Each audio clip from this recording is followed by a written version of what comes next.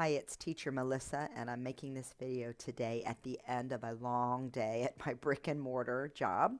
And I have a bit of a scratchy throat because I'm also recovering from a cold. So excuse me if I cough a bit or if I sound a little scratchy. Just bear with me. We teach through it, right? In both brick and mortar and online. I'm not completely hoarse, so I'm going with it. Okay, I wanted to make this quick video today because I had someone mention on a Facebook page that a comment I had made about how I give specific skill praise to students was very helpful to them, and they tried it out and it worked. And other people were saying, oh, does she have a video? And no, I don't have a video, so I thought I would make one really quick to show you what I do. I teach a lot of upper level students, level 3 through 7 plus is what I, excuse me, level 3 through 7 plus is what I am certified for. And so I mostly teach levels 4 through 6 every day, 4 through 6 all the time. I get a few 7 plus every now and then, and every once a level 3 gets on my schedule, but it's mostly those upper.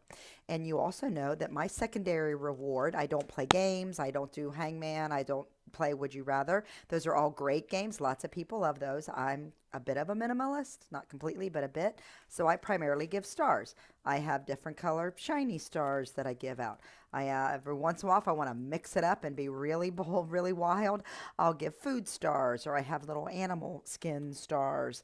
I have shiny stars with the level on it for unit assessments. This is all I give. I give them a star.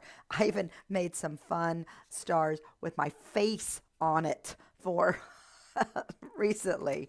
So I primarily give stars. However, these are upper level students.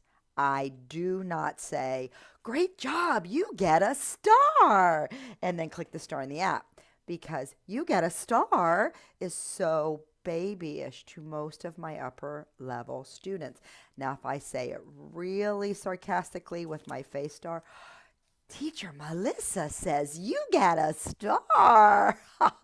And my older boys think that's funny, but I rarely ever say you get a star. Okay. And just saying, great job, and clicking it and throwing the star up there isn't good enough for my students. I praise specific skills when I give them that star. I'm paying attention what they're struggling with or what they're really good at, because sometimes my readers who are not very good readers are really good at picking the correct verb conjugation, and I really like that. So I might be looking for something really that they do really well that I can really praise, and then I say that specific praise when I give the star. So let's say they're telling me a story, or we've got an extension conversation in level 5. Goodness knows there's a lot of extension questions in the revamped level 5 classes. And they are giving me a story, or they're telling me something they did or whatever, and they're using the verb tenses correctly. Or I only have to correct the first one. I go to school yesterday and I correct it to went, and now they're on alert, and now they're telling me the right verb tense. I will say, oh, Jojo, great job. You did such a good job with those verb tenses. Way to go. And I throw it up and I click the star on the app. I don't say you get a star. I don't even just say great job with the verb. I'm specific. Great job with those verb tenses. If they've been struggling with a certain vowel sound or a certain consonant sound, like for instance the V sound, and that's been a really tough one for them, and they're doing well, or even if they just do it the first time, whatever, I'm looking for something to praise, I will be very specific. I will say, Coco, very good listening to Teacher Melissa.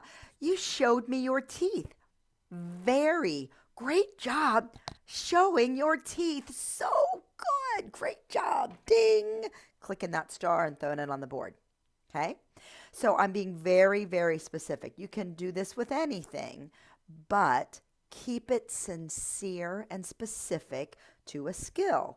Have they really understood the difference between a wild and a domestic animal?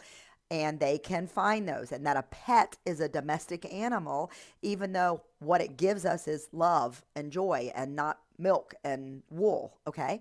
So you can say something like that. Great job with the vocab today. You did great with wild and domestic. The difference. Very good job. Great job. Ding, I'm clicking that up. Okay? So I give very specific praise from the skill. All right? And then I might mention that in my feedback, specifically if they've done very well, if they had been struggling with it. Today we practice the V sound. Jojo can bite his bottom lip with his top teeth to make this sound. He earned 5 stars today for working so hard. And then I've told the parent what I did, and they'll understand why when I'm going, I'm pointing to my teeth, and their student got a star. If they're watching the video, even if they don't speak English, they'll be able to read it in feedback. So just being specific with your praise. Now, you don't have to only primarily use stars to do this. If you give ice cream cones, and you can do it with the littles also. You can do it with older kids. If you are playing Would You Rather, or you're playing Find a Star on Google Slides or whatever, just be specific in your praise, because that's what they're here for. They're here to learn these skills. Praise that skill specifically. You can say, wow, Jimmy, you did a great job with conjugating that verb today. Great job. Let's play a Would You Rather. Let's find a star.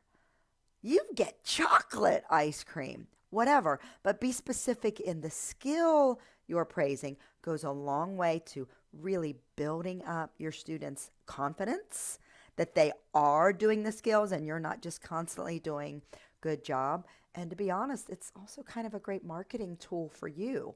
You are pointing out that you taught the student something, helped them practice it, and the student was successful, and you're specifically, this is the skill I'm giving them a star for.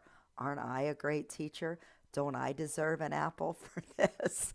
It's all subliminal. But still, we're not in it for the marketing, but it doesn't hurt to point out the skills you're teaching and that the student has been successful, and that's why they're getting a reward. So try it out. Let me know if you see any difference in your students' behavior and how they react to you when you're praising this specific skill. For my older students, I often get a very nice kind of a sheepish smile because they know they did good on that skill, and you're not just giving the generic, great job, you get a star. Try it.